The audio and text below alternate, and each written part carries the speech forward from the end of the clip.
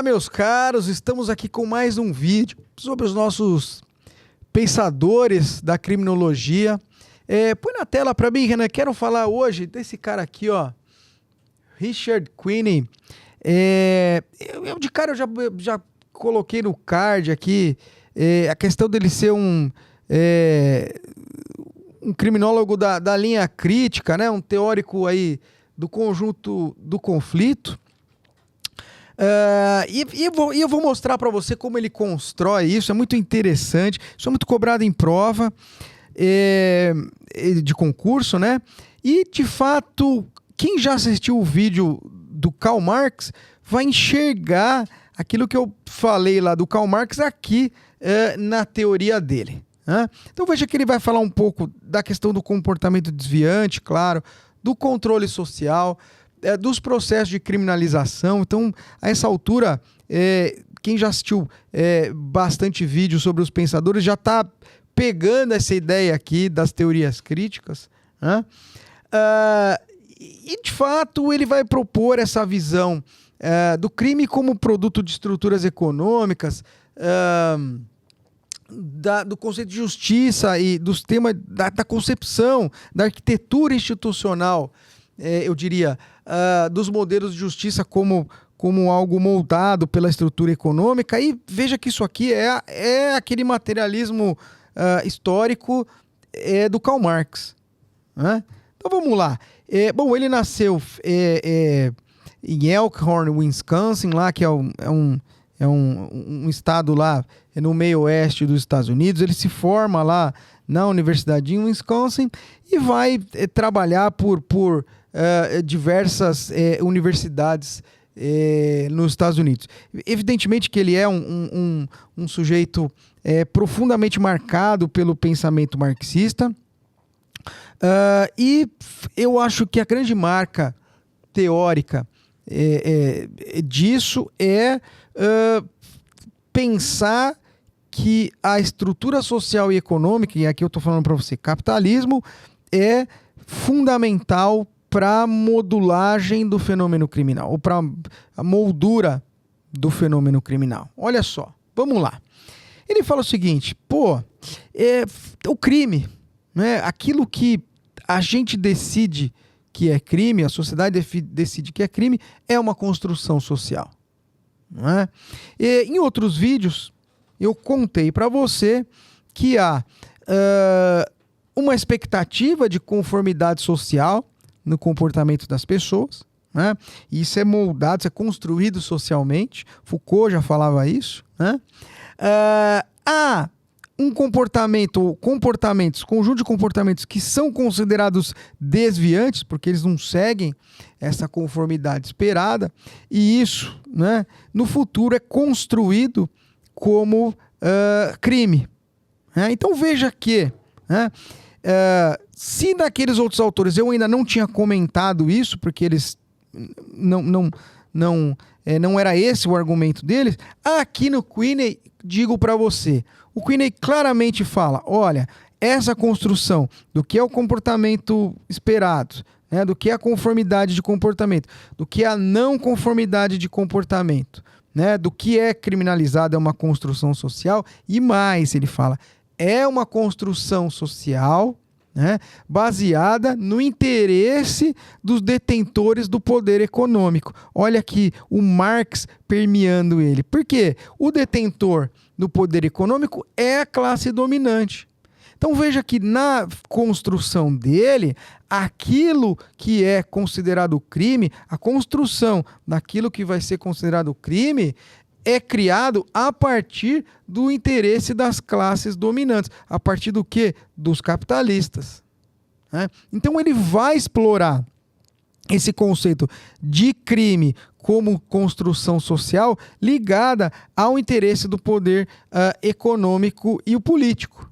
Né? Então veja que isso vai ter um impacto na criminologia. Por quê?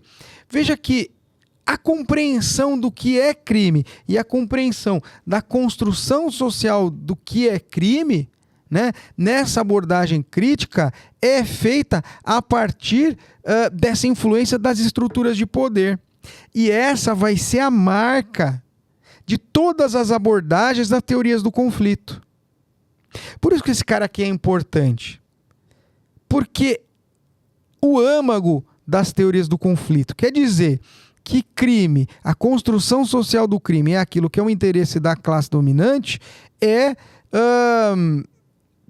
todo o paradigma teórico, né, desse conjunto de abordagens. Né? Então veja, para essas teorias, elas partem do pressuposto, por exemplo, que o sistema de justiça criminal não é para trazer justiça e bem comum, como as teorias do consenso constroem. Elas são trazidas para manter a estrutura do poder. Nesse caso aqui, por exemplo, ele fala, olha, nós estamos tratando das populações negras, latinas, dos pobres, brancos também, mas pobres, ou seja, da classe que não é a dominante. Né? Então, sob esse ponto de vista, veja que ele vai propor toda uma remodelação, né, do sistema de justiça para fugir dessa construção de sistema de justiça como um sistema que busca perpetuar as desigualdades de poder e agir, né, apenas sob o interesse daqueles que têm o mando na sociedade, da classe dominante. Então veja que, por exemplo, a partir desse reconhecimento dele, nós vamos pensar, por exemplo, um conceito de justiça restaurativa, né, em que ele fala, olha, né, ao invés da gente recorrer para resolver conflitos àquele sistema de justiça criminal tradicional, nós vamos recorrer, por exemplo, à mediação entre vítimas e ofensores, por exemplo. Vamos pensar reparação de danos, né? Vamos pensar programas de pacificação comunitária, né? Isso é justiça restaurativa. Veja que essa pergunta, e aqui agora o gancho para concurso, não é? Esse conceito de justiça restaurativa como uma mediação entre as partes, né, que busca muito mais a reparação do dano, né, ao invés da punição do autor, é um viés da justiça restaurativa. Isso é pergunta de prova. Né? Então veja que uma série de pensamentos, né, uma série de paradigmas, uma série de conceitos, né, dentro da criminologia, e aí conceitos esses que vão ser utilizados, né, nas teorias críticas, né, nas teorias do conflito, vão nascer aqui, né, no pensamento dele. Veja que, se eu tivesse que separar para você aqui, o pensamento mais fulcral, que é o pensamento mais importante para todas as teorias que vieram depois, eu acho que é o seguinte, de falar, olha, o crime, aquilo que a gente tem conceito de crime, é uma construção social. Né? E aqui, no viés dele, é uma construção, né, que espelha as definições que servem aos interesses da classe dominante. Não é? Veja que, por exemplo, esse discurso aqui, na prática, é o discurso, por exemplo, de quem é abolicionista. Né? É o discurso, por exemplo, de teorias que defendem, por exemplo, o abandono da criminalização do tráfico de drogas, por exemplo. Não é? Veja que muitos pensadores críticos vão dizer, olha, o mercado do tráfico de drogas, ele é uma artificialidade, essa ilicitude dele. Né? Ele é só um mercado ilícito, ele não é necessariamente negativo por si só, ele é construído socialmente para ser negativo porque ele serve a um certo interesse. Pelo menos é isso que, né, alguns antiproibicionistas defendem. Não é?